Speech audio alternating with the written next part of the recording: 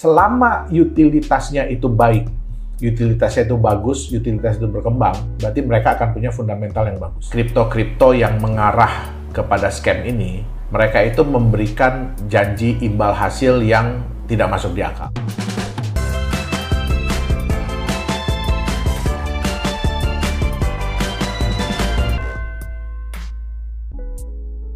Teman-teman, gimana sih caranya untuk mengetahui Anda investasi cryptocurrency yang tepat atau tidak? Karena ada kripto yang scam, ada yang real, lalu ada juga yang tidak scam sih, cuma projectnya gagal. Nah, gimana cara kita bisa mengidentifikasi? Kita tanya praktisinya. Pak Yohanes, kita bahas mengenai tentang kripto scam. Kripto yang scam itu bisa nggak sih kita deteksi sebelum scam? Kita ikutan ya. Ya, sebelum kita gabung, tanda-tandanya ada atau tidak. Terus kemudian yang kedua adalah yang sering scam itu kan ICO. Betul. Dalam tanda kutip ya, scam itu kan bisa jadi memang niat ataupun memang proyeknya nggak ada atau proyeknya gagal. Apa pandangan Pak Yohanes mengenai crypto scam? Ya, jadi ini memang menyedihkan ya Coach ya.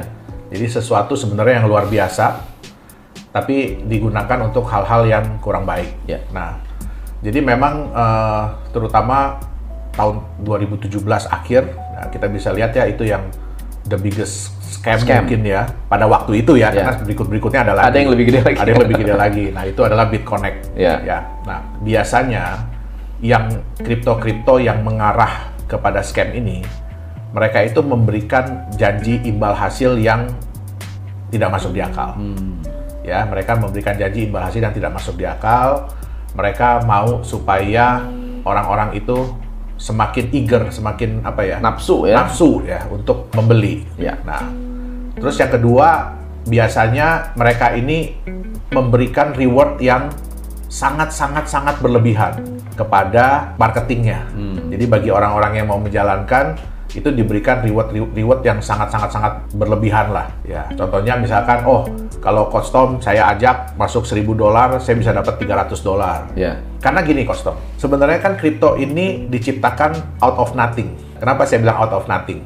Kita cuma program, terus kalau memang itu koin adalah kita mining. Karena saya bilang sama Coach Tom, ya cuma 2 komputer aja bisa keluar kok koinnya. Nah, atau bahkan kita bikin token dalam hitungan jam. Cuma bikin smart contract, mungkin bisa copy paste dari orang punya, udah keluar tokennya. Terus bisa kita jual. Jadi out of nothing. Nah, pertanyaannya sekarang adalah sesuatu yang out of nothing ini apa jaminannya bisa menjadi besar? Kebanyakan mereka ini kan mengandalkan komunitas. Betul. Ya, untuk menjual koinnya. Mereka mengandalkan komunitas. Tapi kan kita bukan cuma berharap koin itu laku dijual sekarang. Kenapa? Karena yang paling bahaya adalah pada saat dia masuk di market. Benar. Nah, begitu dia masuk di market, apa yang akan terjadi? Bisa nggak dia bertahan? Bertahan, betul. Nah, bisa nggak dia mempertahankan harga? Biasanya koin-koin yang scam ini mereka mau secepat mungkin untuk masuk di market. Ya, kenapa? Karena market itu begitu udah masuk di market kan harga kita nggak bisa kontrol katanya. Ya kan? Ya itu bebas. Kita bisa lihat juga bahwa ya kebanyakan dari mereka ya itu awalnya nggak mau ketahuan identitasnya lah.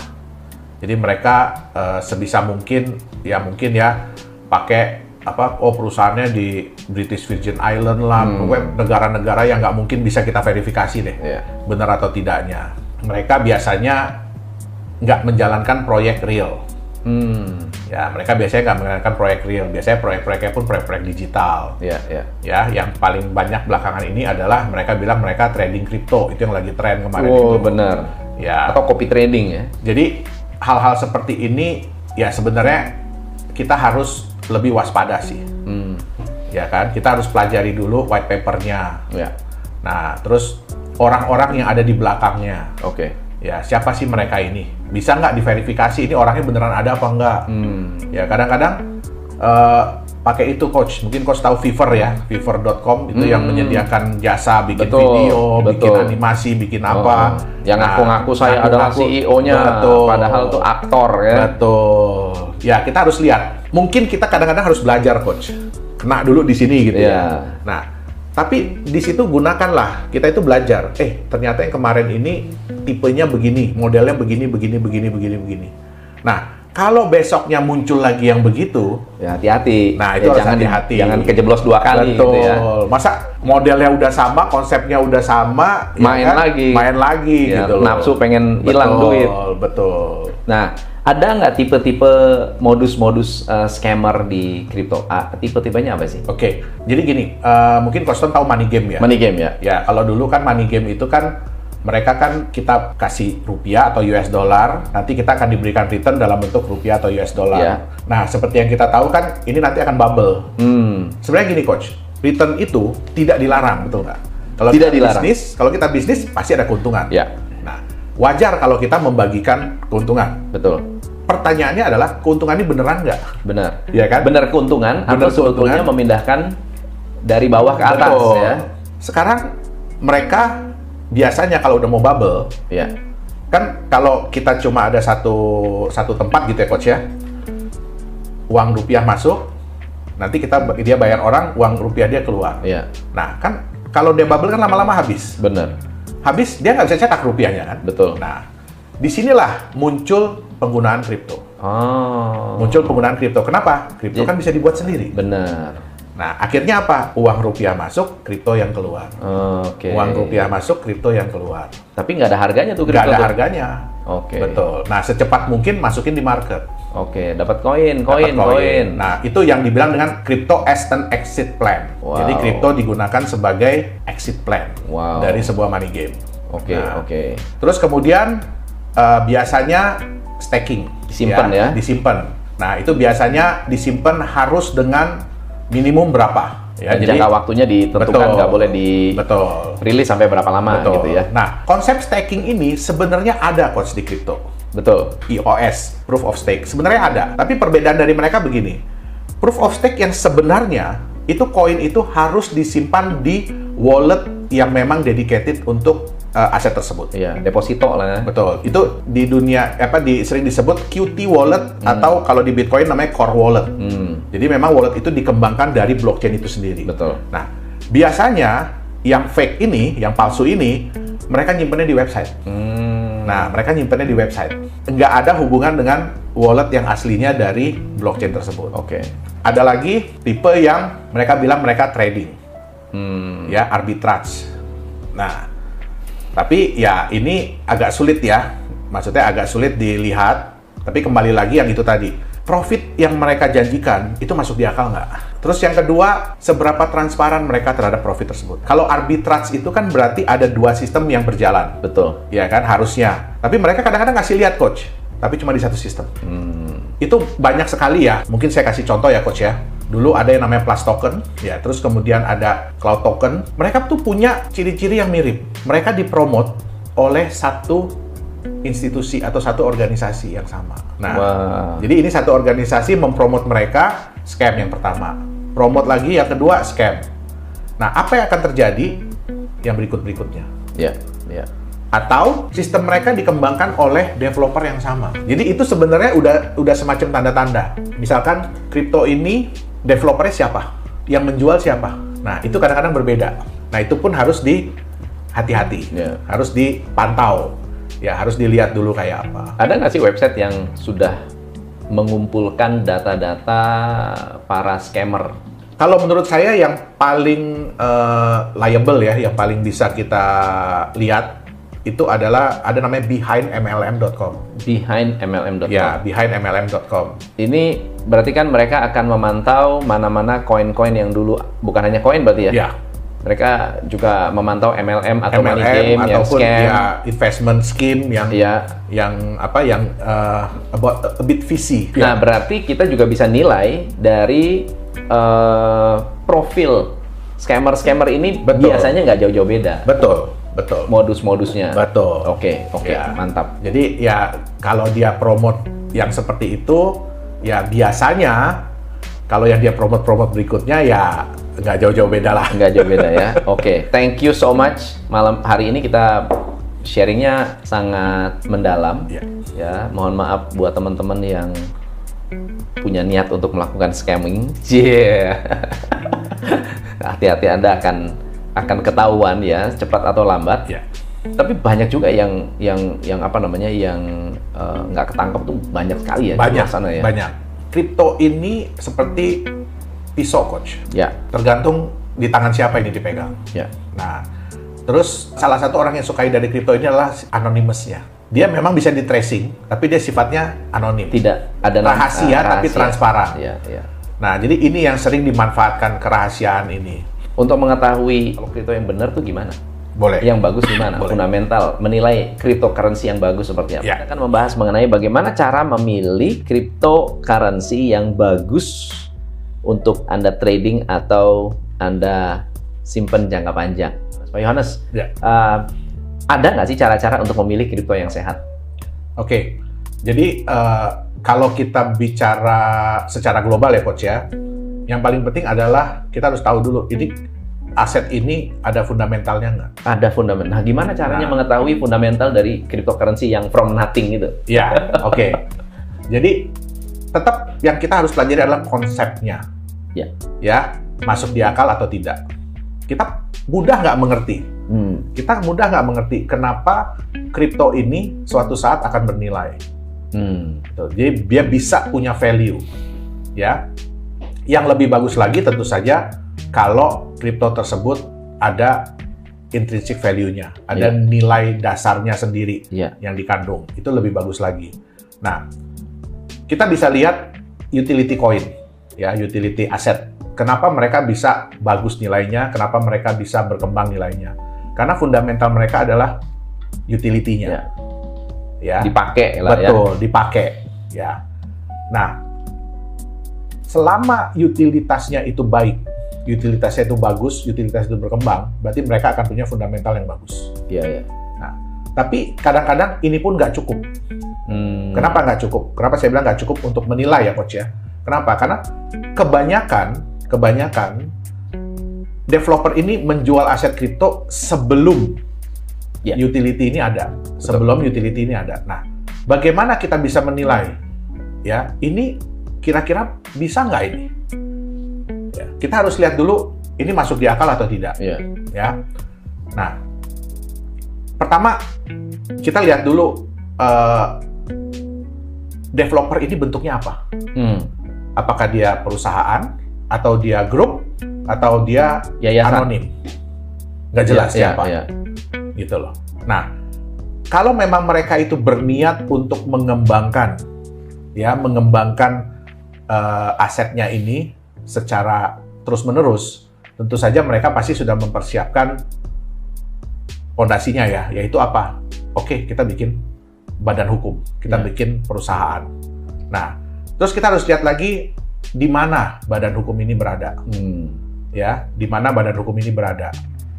Karena ya kita tahu ya Coach ya, sekarang kan banyak yang namanya shell companies tuh. Betul. Nah, itu mudah sekali dibuat.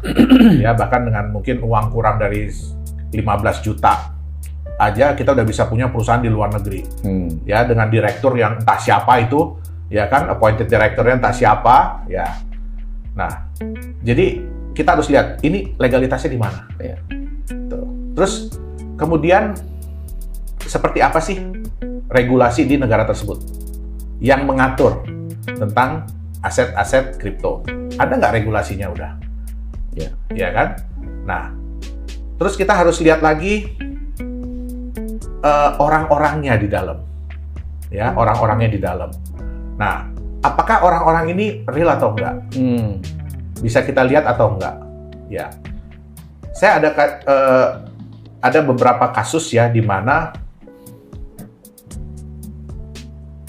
itu semua orang-orang terkenal Coach ya yang muncul ya. Nah, itu orang-orang terkenal yang muncul. Nah, tapi failed. Ya, tapi failed. Ya. Kita nggak bilang scam ya.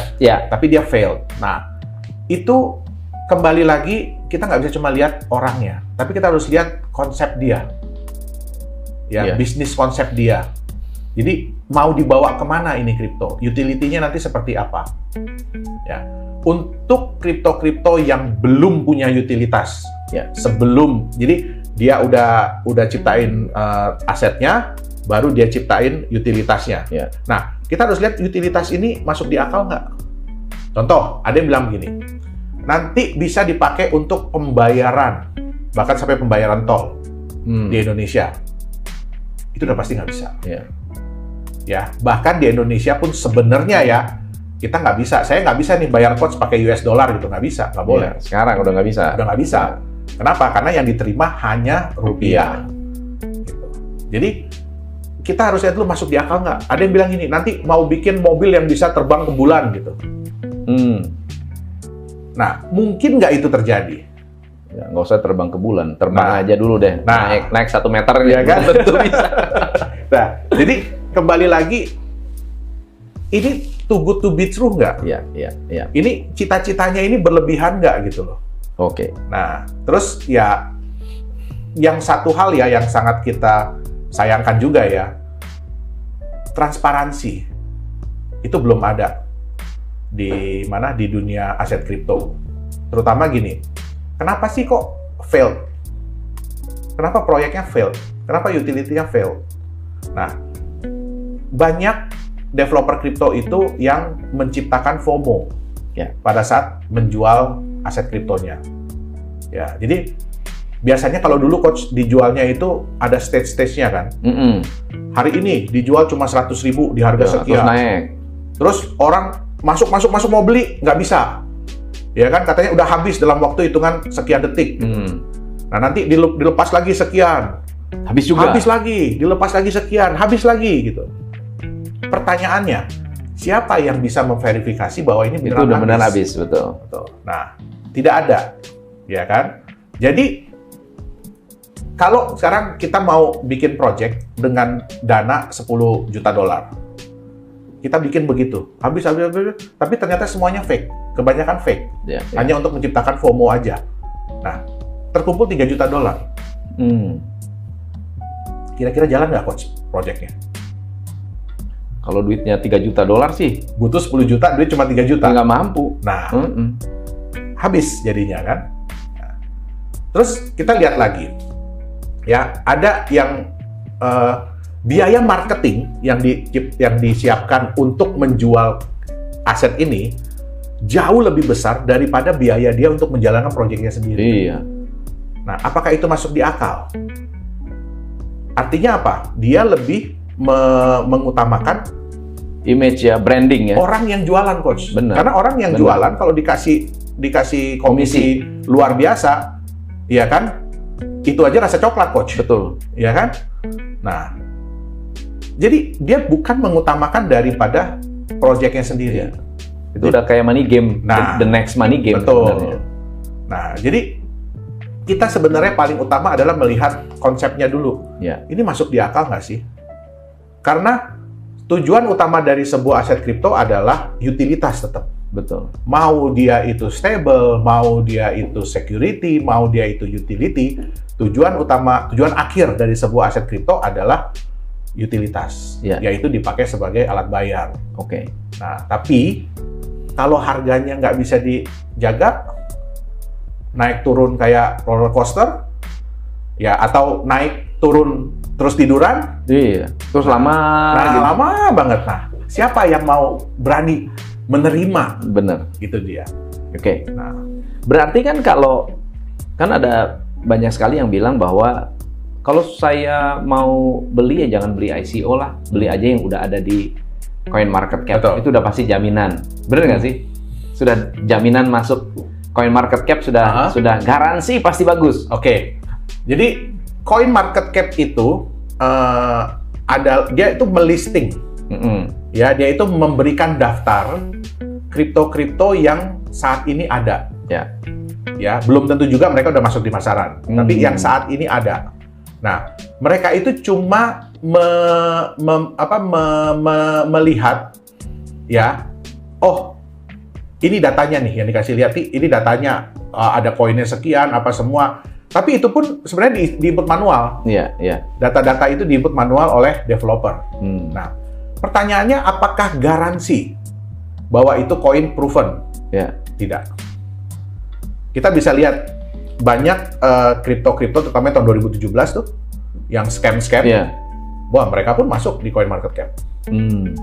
mereka masuk. Bahkan yang BitConnect itu kan 5 besar. 5 besar. Nah, tapi apakah itu membuktikan bahwa itu proyeknya bagus, apanya bagus? Enggak.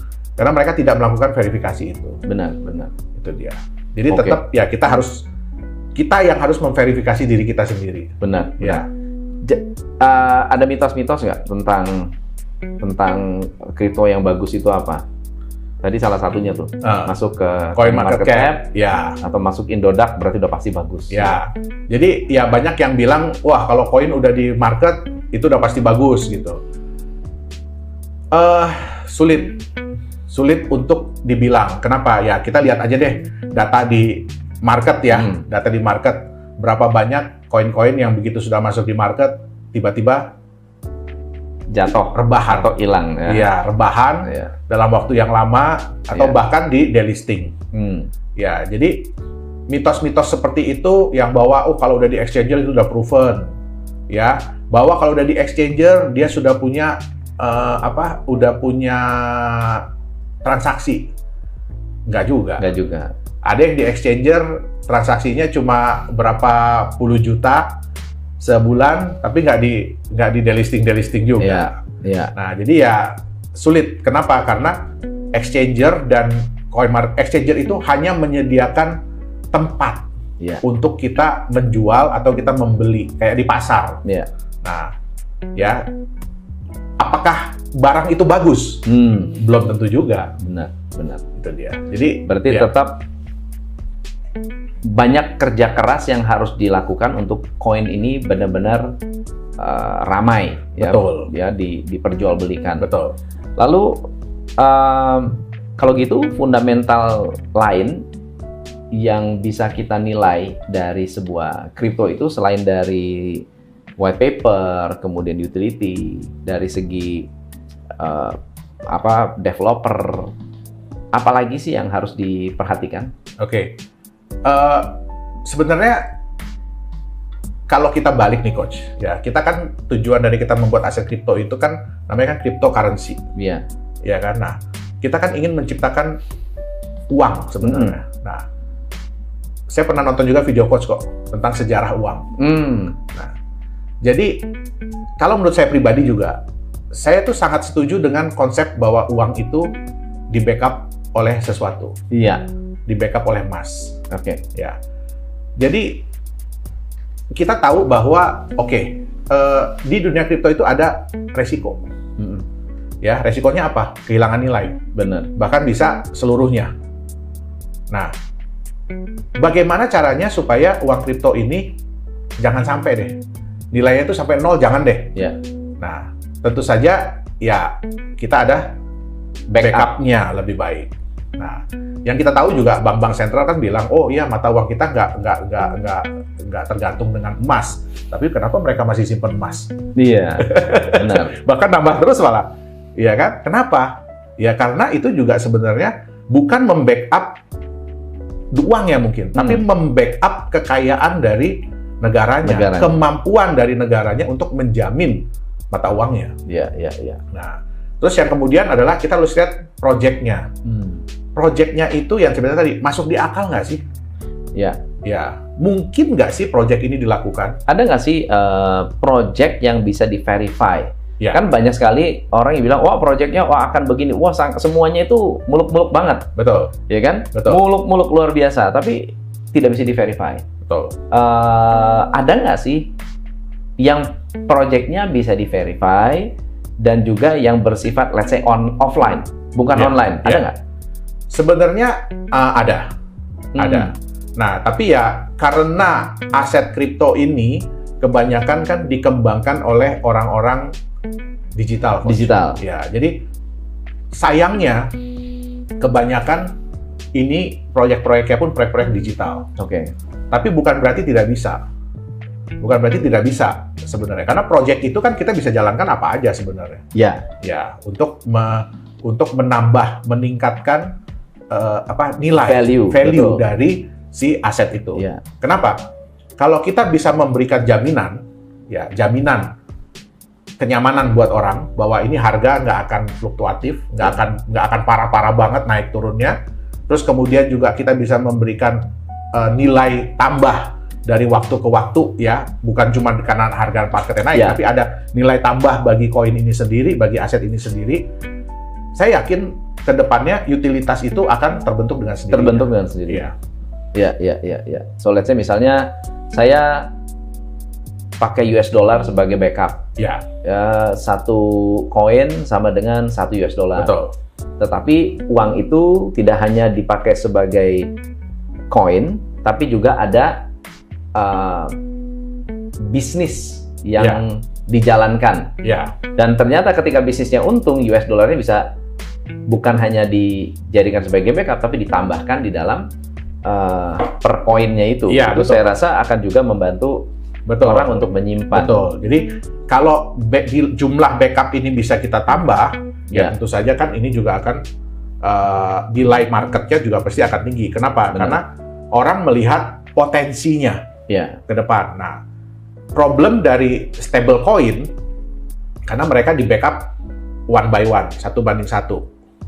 Ya kan? Jadi 1 USDT itu nggak mungkin nanti di backup 1,1 US dollar, 1,2 US dollar, 1,3 nggak. Dia tetap hanya akan di backup oleh 1 US dollar. Jadi harganya USDT ini pun nggak akan jauh-jauh dari 1 US dollar. Biasanya cuma plus minus 1-2% itu aja. Koin-koin apa yang dipegang saat ini? Kebetulan ya kita ini dari Nagaya kan developer crypto coin.